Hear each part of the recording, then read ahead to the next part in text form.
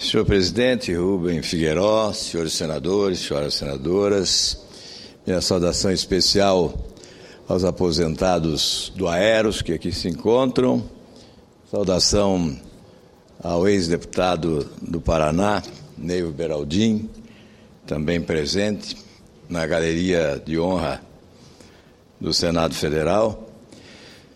Senhor presidente, segunda-feira certamente é um dia em que a nossa indignação fica mais latente, visível, porque retornamos do interior do país. Nos finais de semana, visitamos o nosso estado e percorremos o interior, colocando o pé no chão da realidade nacional. E recolhemos a indignação popular crescente. Eu deixei Maringá, onde me reuni com policiais federais e policiais militares que querem uma reforma na segurança pública do país e realizarão no dia 24 e dia 25 também em Curitiba um fórum pela segurança pública. E fui a Umuarama para a exposição rural naquela cidade, à margem da rodovia. Encontrei trabalhadores simples vendendo mandioca. Fui conversar com eles e indaguei o custo da mandioca que vendiam ali à margem da rodovia, pesando com uma balança rústica, antiga, e o preço da mandioca é R$ 2,50 o quilo. Eu imaginei quantos quilos de mandioca precisa um trabalhador arrancar da terra para conseguir a sobrevivência da sua família.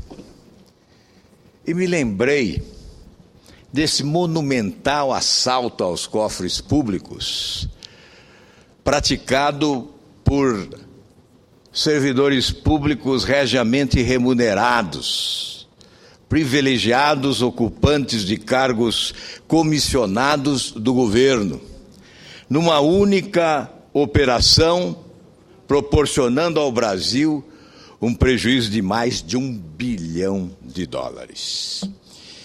Esse contraste gritante, a venda da mandioca na beira da rodovia, com o roubo no Texas, na aquisição de uma usina sucateada, velha, sem possibilidade de prestar qualquer serviço ao Brasil, num desperdício de mais de US$1 bilhão. Por essa razão, é evidente, senhor presidente, quem deseja repercutir aqui as aspirações da população brasileira tem que certamente repercuti-las com veemência e indignação. E eu confesso que a nossa veemência tem ficado aquém das exigências do povo brasileiro. A nossa indignação não é compatível com aquela indignação que encontramos pelas ruas do Brasil. E há aqueles que, através das redes sociais, dizem: não é hora do discurso da tribuna, é hora de ir para as ruas do Brasil. E eu indago: como ir para as ruas do Brasil? Respondo indagando: como ir para as ruas do Brasil? O povo iria conosco? Ou o povo está também desencantado com a oposição brasileira? Ou o povo está também inconformado com a ausência de lideranças exponenciais no país que possam guiá-lo na direção de um caminho onde o futuro seja solidariedade, igualdade social, justiça e liberdade?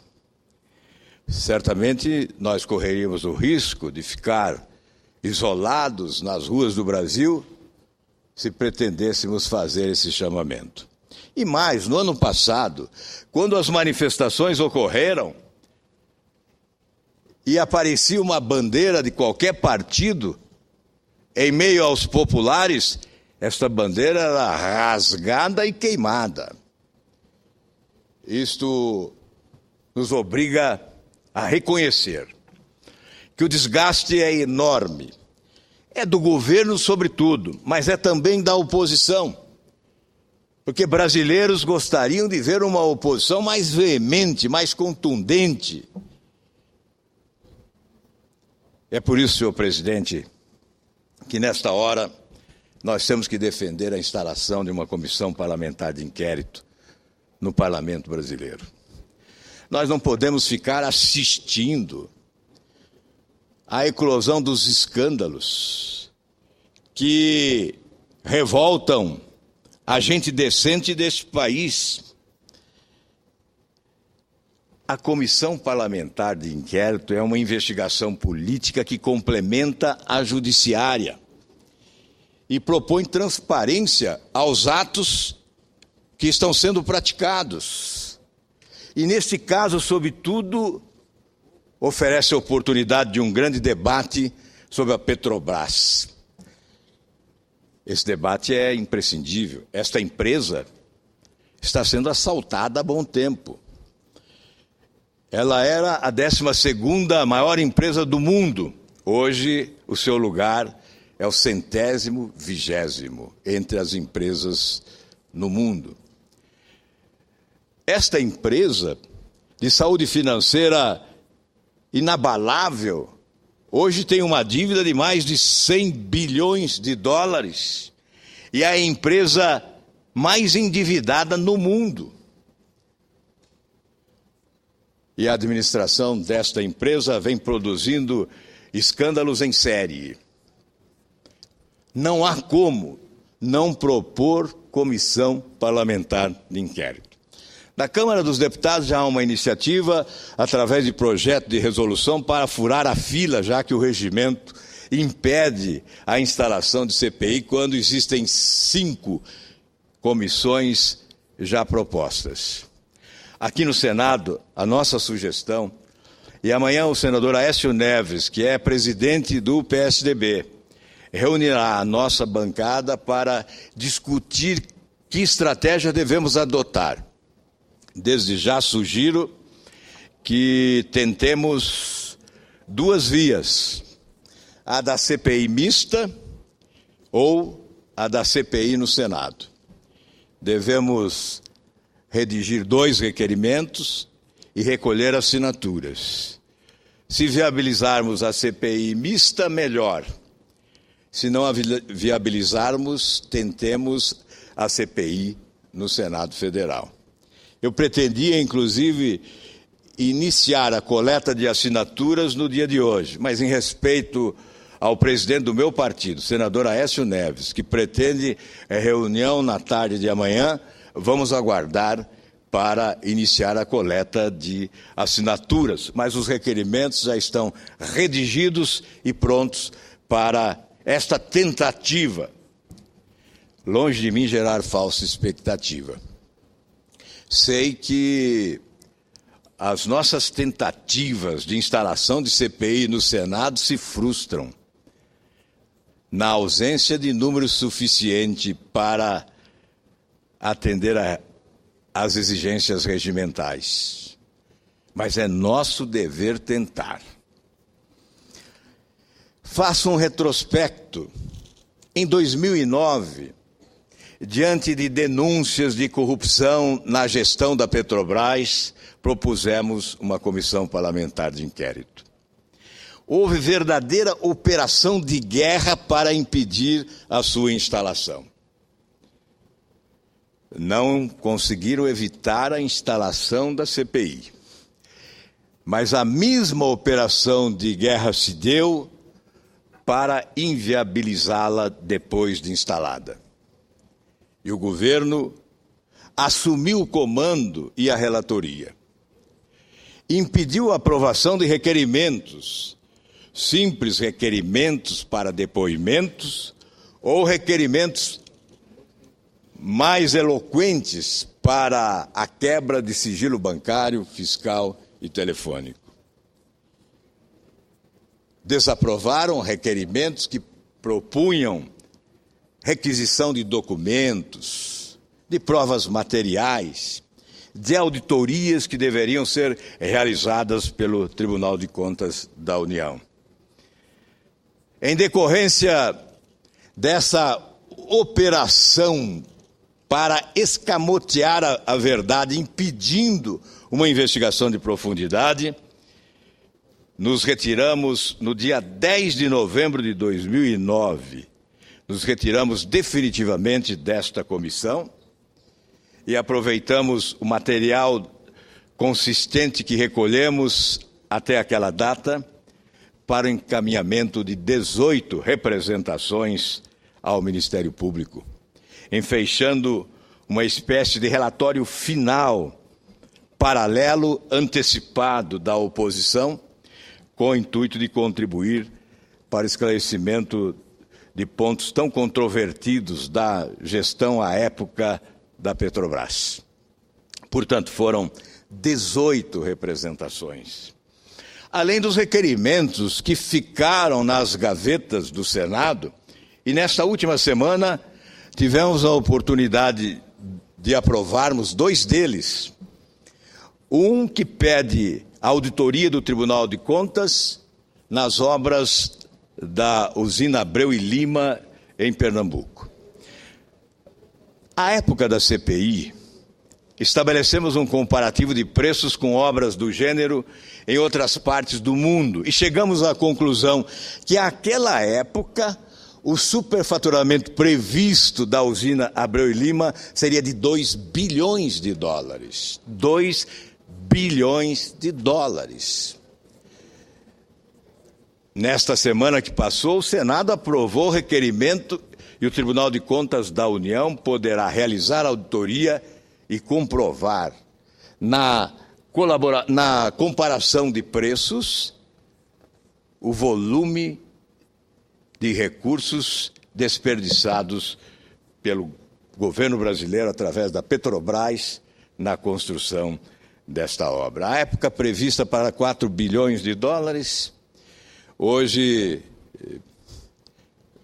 custo final incalculável, certamente ultrapassando 20 bilhões de dólares. Aliás, senhor presidente, nós tínhamos um parceiro nesta obra. O parceiro era o senhor Hugo Chávez, da Venezuela. A Venezuela se associou a este empreendimento com um percentual de 40%. E não repassou 1 centavo sequer. Hoje, eu vejo na imprensa, no jornal, se não me falha a memória, Estado de São Paulo, é o jornal Estado de São Paulo, que o governo brasileiro celebrou um acordo via Petrobras para eximir o governo da Venezuela dessa responsabilidade de aportar 40% do custo da obra na construção da usina Abreu e Lima.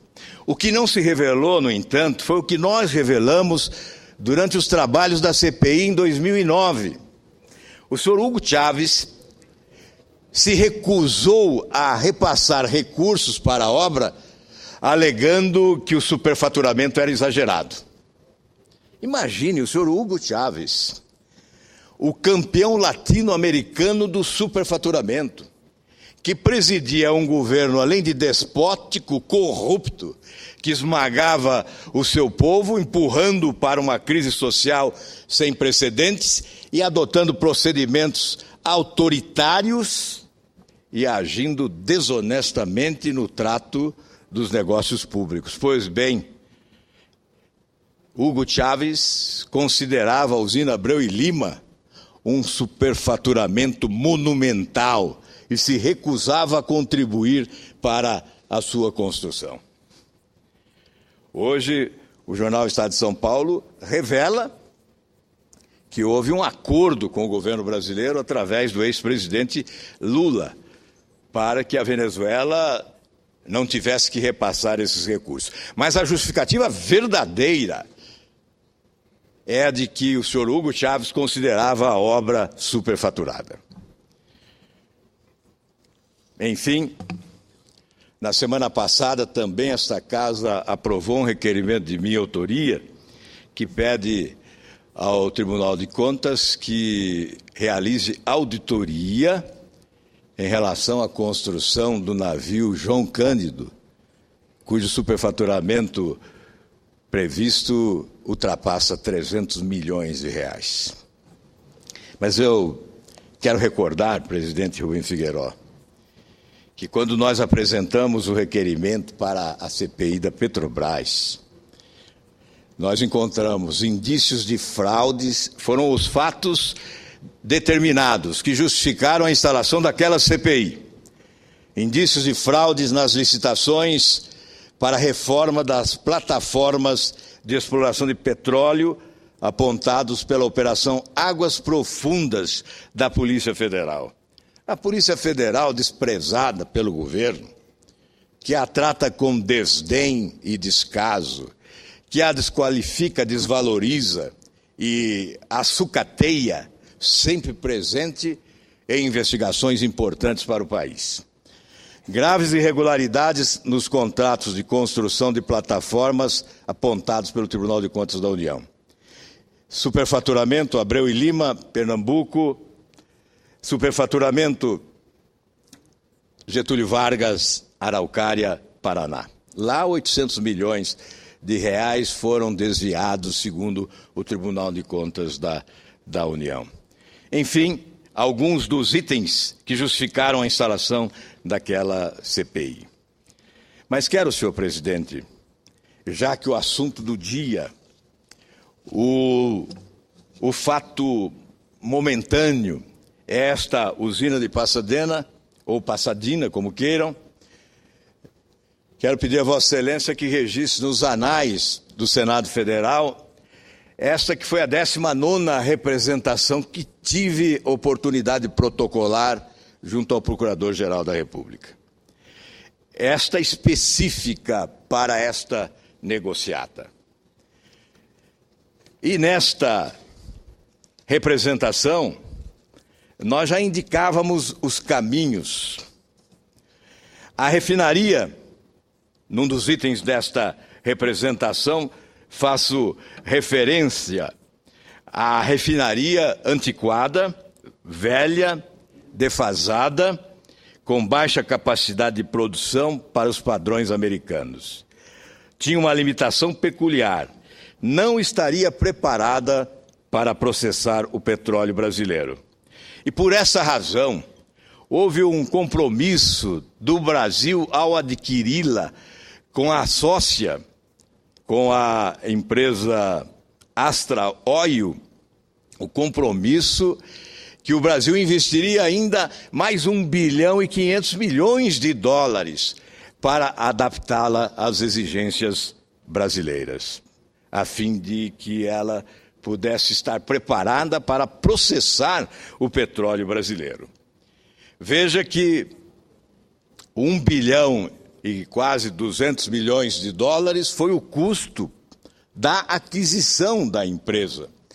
Mas se desejássemos o seu funcionamento, se nós desejássemos adaptá-la às peculiaridades da exploração do petróleo no Brasil, teríamos que investir só na parte brasileira, quando tínhamos sócio, porque depois o Brasil teve que adquirir a parte do sócio por imposição da justiça americana. Nós teríamos que investir, portanto, mais 1,5 bilhão de dólares, e sem a outra parte, mais 1,5 bilhão, portanto, mais 3 bilhões de dólares. Mas que negócio é esse? Que negócio é esse, senhor presidente? Houve, como consequência deste rompimento societário, a Petrobras assumiu o controle total das ações, adquirindo a cota parte da Astra Oil por mais 700 milhões de dólares. Por isso, 1 bilhão e 500, que seriam investidos inicialmente, se tornaram 3 bilhões de dólares.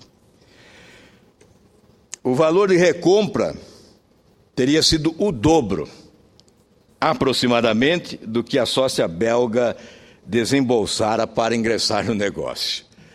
Portanto, uma usina que custou 42 milhões de dólares foi adquirida por 1 bilhão 180 milhões de dólares, e na segunda transação, que foi adquirir da sócia, pagou-se o dobro do que ela havia investido inicialmente. Seriam os brasileiros absolutamente despreparados para negociações internacionais? Foram enganados porque não falam inglês?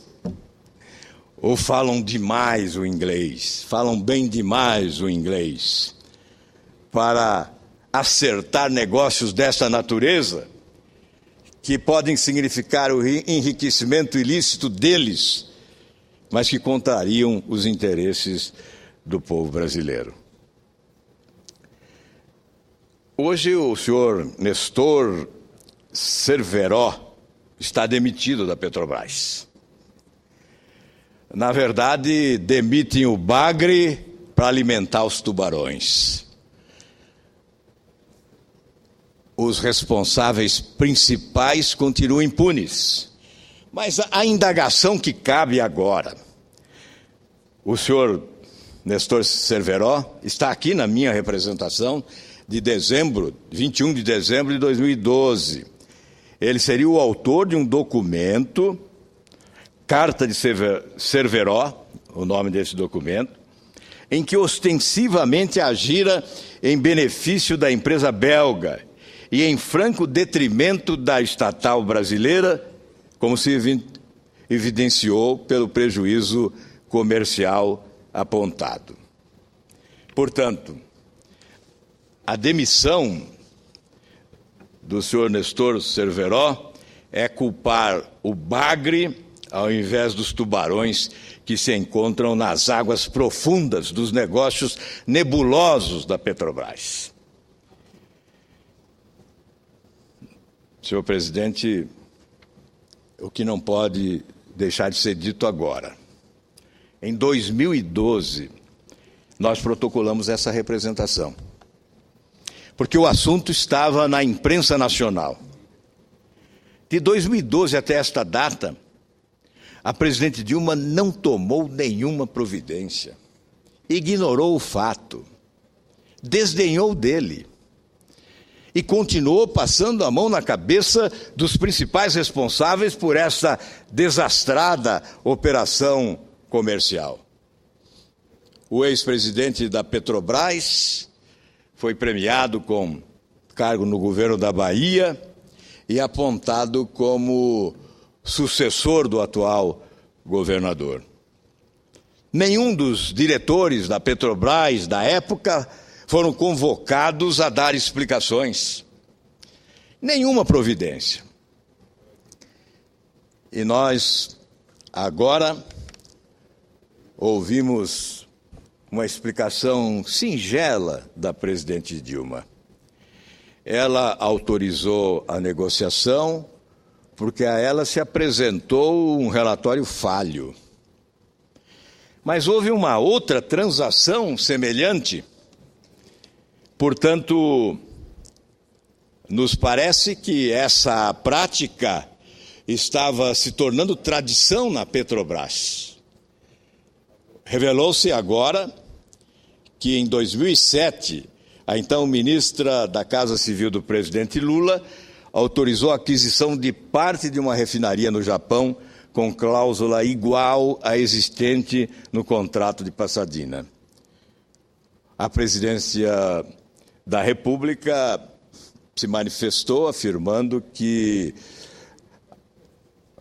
continha uma cláusula que obriga uma das partes da sociedade a comprar a outra em caso de desentendimento, apesar da presença da condição na operação do Japão. Portanto, esta operação do Texas se repetiu em operação no Japão. Até esse momento não se sabe de eventuais prejuízos que aquela operação com o Japão possa ter proporcionado ao nosso país. Mas ocorre que operação semelhante foi concretizada. Portanto, senhor presidente, o que nós desejamos nesse momento, antes da conclusão, eu gostaria de me reportar ao que redigimos na representação protocolada em 21 de dezembro como justificativa. Membros da alta administração da estatal podem ter contribuído, direta ou indiretamente, para um prejuízo patrimonial e financeiro bilionário, não somente da empresa, mas, sobretudo, para seus acionistas, entre os quais a União e milhares de pequenos investidores, cidadãos brasileiros, que aplicaram, inclusive, recursos próprios do FGTS para o seu desenvolvimento, além de possivelmente terem praticado atos criminosos contra a administração pública. Todos nós sabemos que a Petrobras negociou ações na Bolsa de Nova York. Portanto, a empresa conta com milhares de acionistas estrangeiros. Imagine, Vossa Excelência, se, tendo conhecimento desse prejuízo monumental, esses acionistas, ou alguns deles, acionarem na justiça americana a Petrobras, requerendo indenização em razão dos prejuízos proporcionados pela gestão temerária da empresa. Imagine as consequências para o nosso país. Essa hipótese não pode deixar de ser aventada. O que nós pedimos ao final desta representação foi a imediata abertura de procedimento administrativo competente para investigação penal e civil, bem como judiciais, a fim de apurar a materialidade e a autoria dos fatos penais que vierem a ser tipificados e os ilícitos civis e administrativos apontados. O Ministério Público tomou essas providências.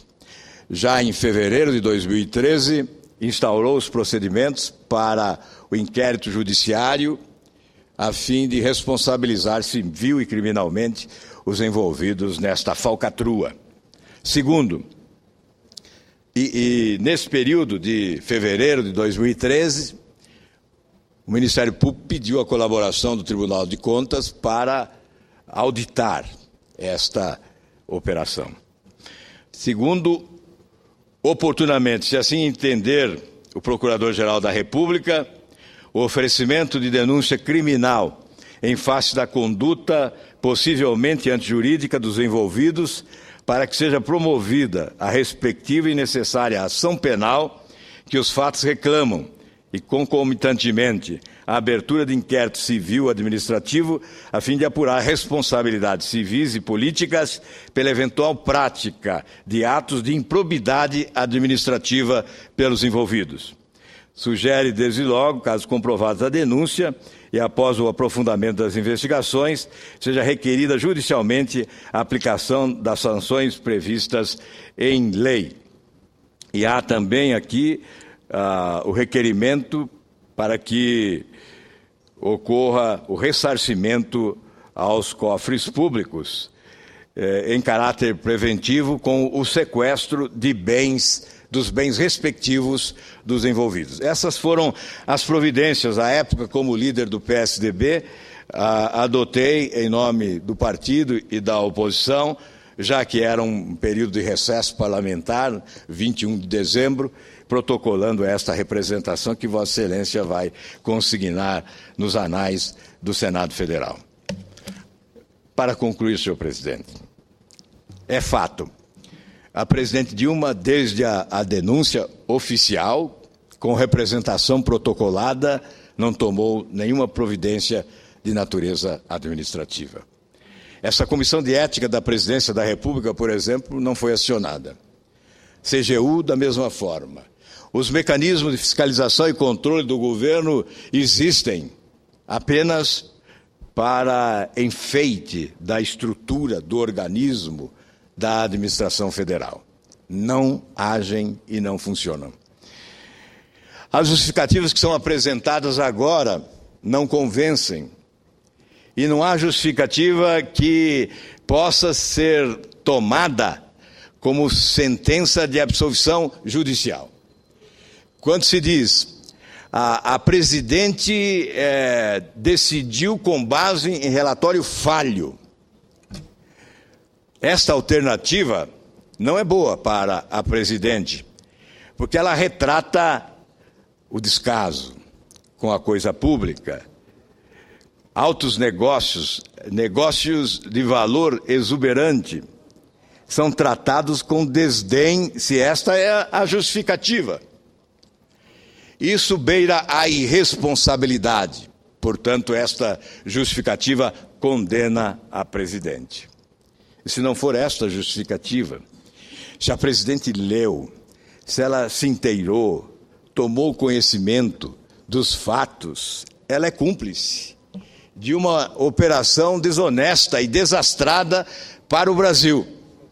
O que nós queremos agora, em que pese o fato de alguns ministros do Supremo Tribunal Federal descaracterizarem a figura jurídica da formação de quadrilha, é evidente que neste caso, se analisarmos juridicamente, se investigarmos de forma competente e responsabilizarmos civil e criminalmente os envolvidos nessa falcatrua, não teremos como fugir da definição de formação de quadrilha.